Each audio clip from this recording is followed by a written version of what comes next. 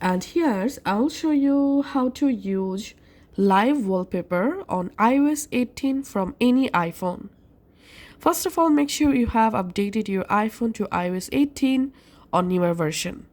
Now let's capture a live photo. So opening camera app and make sure to turn on live photo. Once you turn on live photo, now go ahead and capture a live photo first of all. Now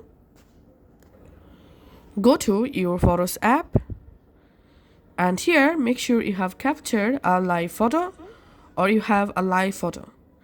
Now open the photo that you want to use as wallpaper. Then tap on the share at the bottom left. Here you have to tap on use as wallpaper and enable this motion option.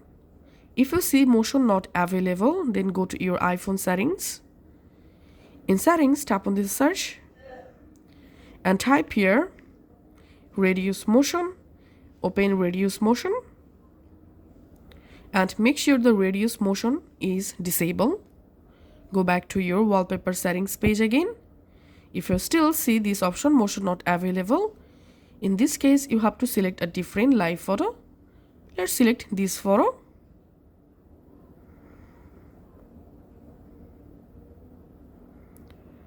And here we can see this photo supports live motion. So you have to enable this option. After that, tap on add and selecting here set as wallpaper pair.